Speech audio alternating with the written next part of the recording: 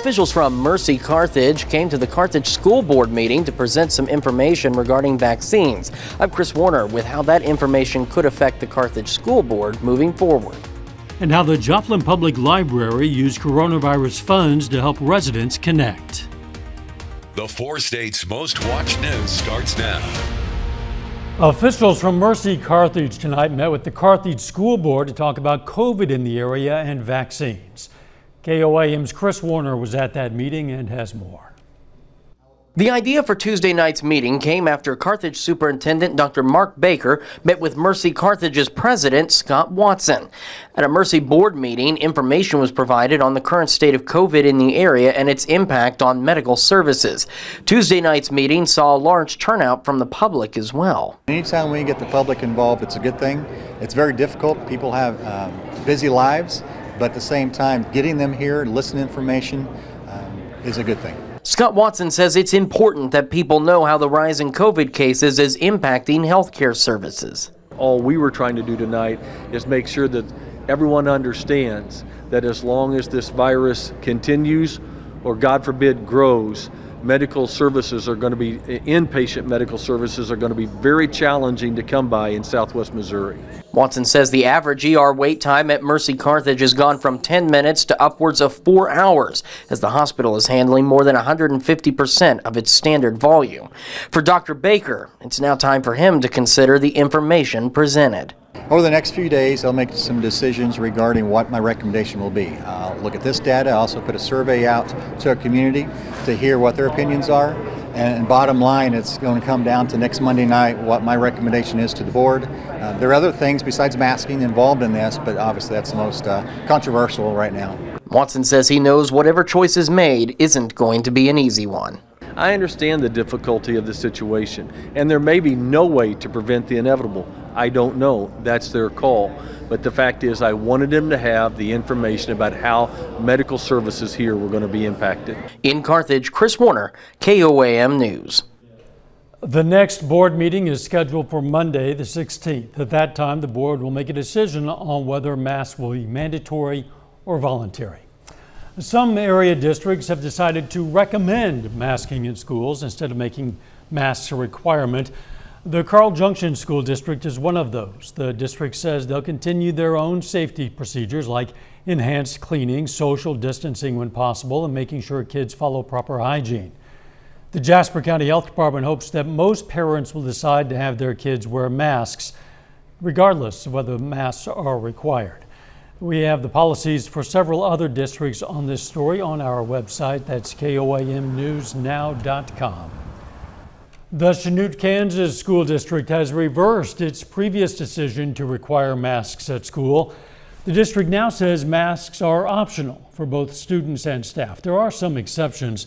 Those include gatherings of 50 or more people. In those cases, people must wear masks. The other exception, people must wear masks on buses and other district transportation. Nick Kelly joins us now. The heat goes on, Nick. And even after sunset, Dow, the warmth and the mugginess, it's still going to stay in place as we go through the rest of the night. 97 for a very hot and humid afternoon, but not much of a break from this morning. We only dropped back to 79 in Joplin. I'm afraid it's the same story for another day. Make it 2 days, since these heat advisories across the entire area will take us until at the very latest Thursday, 8 o'clock in the evening. And earlier today, we were keeping an eye on a few thunderstorms around Emporia, but those really fizzled out before any of it had a chance to pass on through. Any good severe weather, though, thankfully, staying well to the northeast of us. Right now, everyone's in the mid-80s still, and the humidity making it feel like it's still like the 90s outside. And again, the same story for another day. A very warm and muggy start with lows dropping back to 78. And aside from maybe a stray storm tomorrow, hot and humid again with highs from 96. A little relief on the way by the weekend, though, Dow. We'll break down the forecast here in a bit. See you then. A Missouri judge says the state can no longer deny Medicaid health care to thousands more newly eligible adults. Cole County Judge John Beatham issued the order today. Missouri voters in 2020 approved the constitutional amendment, making more low-income adults eligible for the government health care program. But Governor Mike Parson refused to implement the amendment after the GOP legislature did not provide any funding. remains unclear how the state will pay for health care for the newly eligible recipients. The legislature may have to hold a special session to set aside more money for Medicaid. City of Fort Scott has brought in an outside law firm to take on a couple of streaming giants. The city has entered an agreement with law firm Kapke Willerth to sue Netflix and Hulu. The city alleges the companies have failed to pay franchise fees. Franchise fees are 5% of a company's revenue collected from an area. The fee is normally paid by cable companies that rely on the public right-of-way to deliver services to customers. And though companies like Netflix and Hulu are not operating in any public right-of-way, the lawsuit alleges that because they utilize internet service providers that are, they should be subject to the same fees. This is the first lawsuit filed against Netflix and Hulu in Kansas, but similar suits have been filed in other states, including Missouri.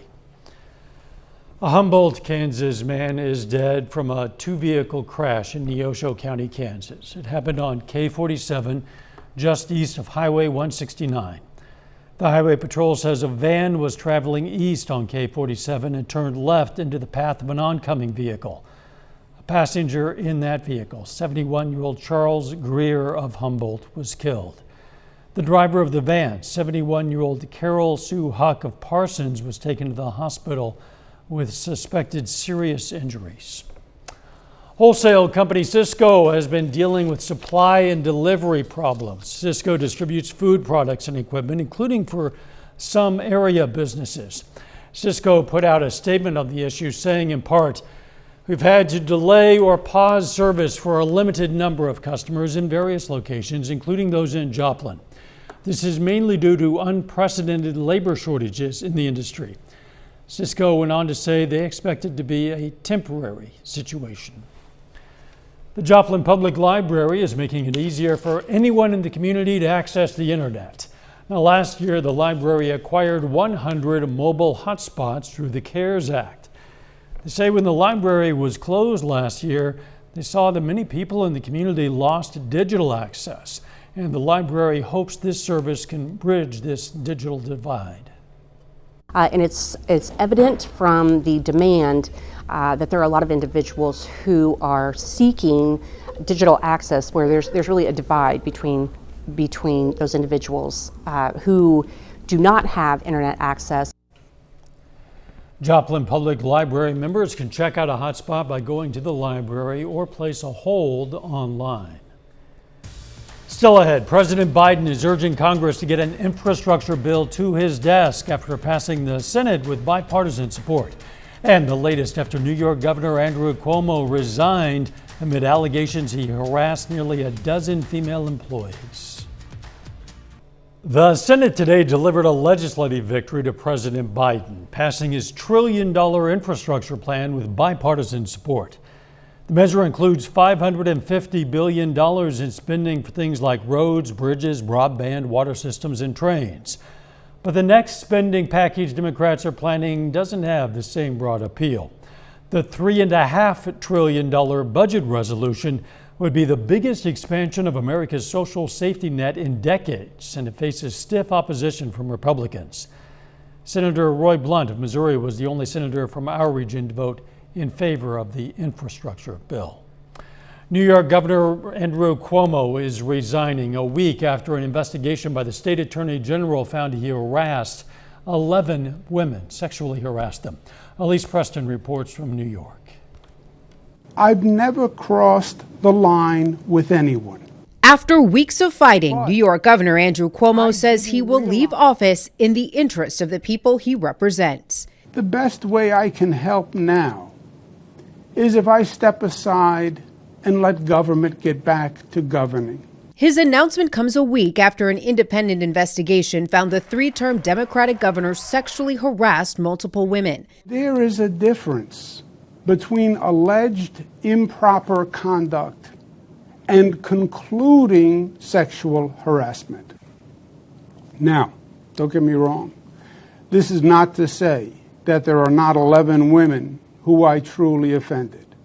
There are.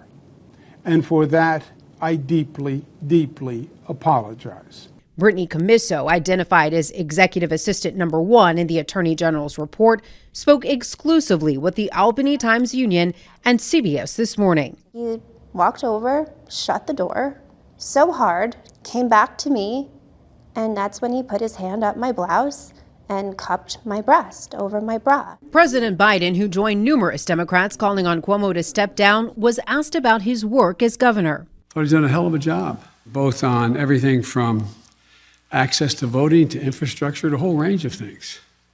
That's why it's so sad. Cuomo's decision to resign doesn't absolve him from another fight. Tom Abenanti sits on the State Assembly Judiciary Committee. Impeachment is not off the table. We need counsel to confirm that we still have the power to move forward. New York Lieutenant Governor Kathy Hochul takes over as the state's first female governor in 2 weeks. Elise Preston, CBS News, New York. Cuomo still faces criminal investigations as well as potential civil lawsuits from his accusers. The New York State Attorney General Letitia James called his resignation an important step towards justice. Later, the Carthage Tigers and the Joplin Eagles hit the field for their first week of practice. And let's hope anyone spending outside time for the next few days keeps cool, because the heat and humidity wants to stick around a little longer. Forecast up next. Yet another day where it looked nice to be outside, but once you stepped even a foot out the door, kind of wanted to stay inside where it's cool and not so humid. But again, can't deny how nice this time lapse looked. Mostly sunny to start the day out from Indigo Sky Casino and Resort outside of Seneca, Missouri. And this time around, pretty much kept skies mostly sunny during the afternoon, at least from that vantage point. But everywhere else, even if you had a little more cloud cover or not, we went from 93 yesterday afternoon to the upper 70s this morning and right back to 96 degrees, at least in Joplin, but pretty much everybody hit the mid-90s at the very least this afternoon. The big weather headline doesn't change for tomorrow. The heat advisories stay in place until Thursday, the latest at 8 o'clock in the evening, because we're not going to see a big change in our weather setup. Even though earlier today we had a few complexes of thunderstorms try to clip our northern counties, and maybe a stray storm or two try to come in our far northern counties out of Emporia, none of this activity could either work in or really hold together. So even though it looks nice with nothing on the radar, that just leaves us with okay looking skies from 7th and range line, mostly clear skies in fact, but it's warm and muggy. 85 degrees still, 71 is your dew point, and that's why it feels like 90 degrees outside still. Lower to middle 80s, consistent across the board at 10:18 on this Tuesday night, while it feels like the upper 80s to lower 90s because of those dew points that are still kind of high. We'll only drop back into the upper 70s for tonight, but at least we're not dealing with anything in terms of threatening weather. All that is confined to the western parts of Michigan, where that is a good band of severe thunderstorms getting ready to head into Detroit as they continue to ride along the stationary front part to the north. This isn't what comes into play over the next few days, though, or certainly by the weekend. It's this cold front coming out of Canada, but that can't come our way until we can get this upper level ridge to really break down or buckle down. Then we're going to see a more northwesterly flow, and the jet stream will finally bring that front through. We just have to wait until Friday at the earliest for that front to come our way. So until that front gets here, we stay warm and muggy throughout the overnight. Upper 70s for overnight lows, back in the lower 90s for tomorrow afternoon, the start of that at least, and then back into the mid 90s. Again, the heat and humidity in place. It could try to squeeze out a random shower or storm in the afternoon, but we start at 78, 91 by noon, afternoon highs right around 96 degrees. And again, that's just the air temperatures. Throw in the dew points, which will be back in the 70s without a doubt. It's going to feel like it's between 102 and 110. These numbers repeat themselves for Thursday with the same upper level setup still in place. But then comes Friday. We're seeing that northwesterly flow in the jet really start to come into play. That front works in. Thunderstorm chances late Friday. I think a good chance for storms off and on during the day on Saturday with mostly cloudy skies, and maybe a few departing showers on Sunday. Now, as far as what it does for temperatures, not a drastic drop, but enough to drop us back into the upper 80s and lower humidity. That'll certainly be a nice change of pace. But 96 and high humidity Wednesday and Thursday, that's why those alert days remain in place. Then with those rain chances, Dal will hopefully surely, hopefully, see highs back in the upper 80s, especially by early next week. Yeah, it's a psychological thing, but when the high is only in the 80s as opposed to the 90s, it just seems so much. Yeah, and even with a lower drop in the humidity, that makes a big difference too. For sure. Thanks, Nick. There's a new mural in Neosho, Missouri called Nature's Treasures. The Neosho Area Chamber of Commerce today hosted a ribbon cutting event to unveil the mural created by Elizabeth Walsmith. It's an honor and a blessing, and it was something to look forward to during this year that has presented a lot of closure. It was an opportunity to be creative and bring light to a community that already sparkles on its own. Free wildflower seeds were handed out at today's presentation. Pittsburgh-based dance company recently became regional champs. The Pittsburgh Parks and Recreation Department Dance Company offers boys and girls classes in several forms of dance, including tap, ballet, and hip hop. They recently competed in the Next Star Dance competition held in Pittsburgh and took home the award of Teen Regional Champion. Is such an amazing gift. You get to see them grow every single week, and when they go to competitions and you see them succeed and become regional championships, it's just the best feeling in the whole entire world. You can see it on their faces and you can see it in their performances, and it's just, there are no words to describe how special that is. 3 of the company's 12 routines were awarded golden tickets, which are invitations to the national competition in New York. We wish them well and congratulations. Coming up in sports, the Joplin Eagles hit the field for the first week of football practice. Also, big changes this fall for the Carthage Tigers. Jacob Leonard has those stories and more next.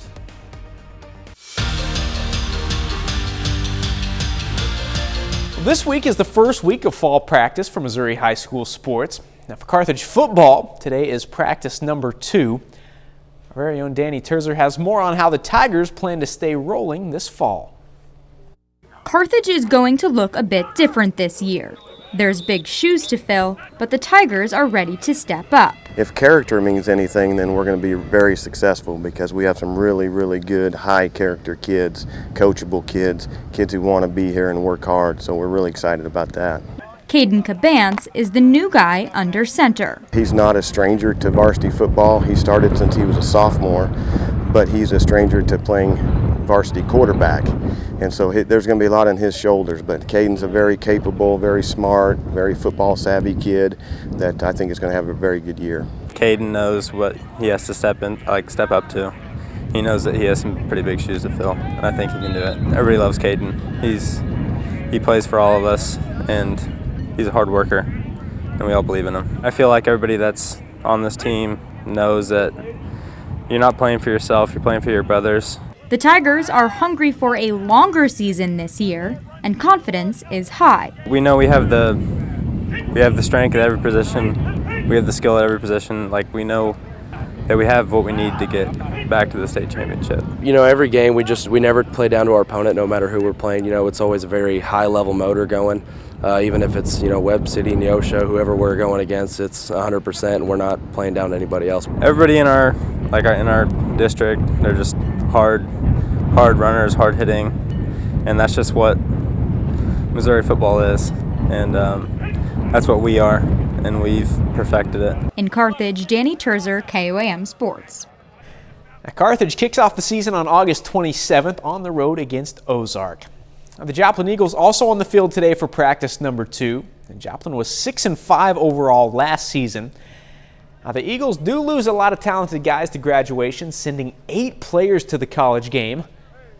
But this year, still got some experience with 27 seniors on the roster, highlighted by a solid group of linemen on each side of the ball and returning starting quarterback Always Right.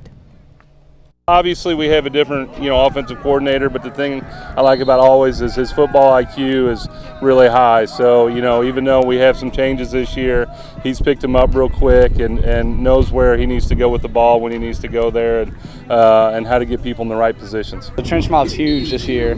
D-line, O-line together, including the tight ends. So, yeah, it all starts up front. We return Joe Jasper and Donovan Watkins, and Gunnar Price on a defensive line. So that's 3 of our 4 defensive linemen there. We have 3 guys on the offensive line returning with experience. And, as a line guy, I feel like it always starts up front. And Joplin will open up the season on August 27th on the road against Webb City. Major League Baseball tonight. The St. Louis Cardinals on the road against the Pirates. Cards win this one 4-1. Tommy Edman goes 1 for 4 on the night with a solo home run. In the American League, the Royals trying to do us all a favor and beat the Yankees tonight. That one just went final. Royals get it done, doubling up the Yankees 8-4. Salvador Perez goes 3 for 4 on the night with 2 home runs and 3 RBIs. That's a look at sports. We're back with more news after this. Take time now to honor a local veteran, Private First Class Charles Parker. The Pittsburgh native served in the U.S. Army, and we are proud to salute Private First Class Charles Parker. He's tonight's 4-state hero. Looks like a space race to get back to the moon won't be happening as soon as we thought. NASA said today that returning astronauts to the moon by 2024 is not likely to happen because of spacesuit development delays. NASA's Inspector General says they won't be ready until April 2025 at the earliest. NASA has spent more than $1 billion on the new spacesuits for the Artemis program. It blames the delays on funding issues, COVID-19, and technical changes. We've all been keeping our eyes to the sky, wishing we would see a bit of a cloud cover, a bit of rain, and maybe a little bit less heat. Yeah, we'll have to wait until the weekend for that to happen, Dal. Sadly, I have us at 96 again tomorrow and Thursday, and with the high humidity, heat advisories remain in effect too. That's why those alert days stay in place. Final sports news. Former Crowder College pitcher Aaron Ashby got his second start tonight for the Brewers against the Cubs. Threw 2 scoreless innings with a strikeout before a rain delay, so not a bad appearance for him tonight. That's good to hear. Thanks for joining us. Don't forget our morning show, and let's make it a great tomorrow.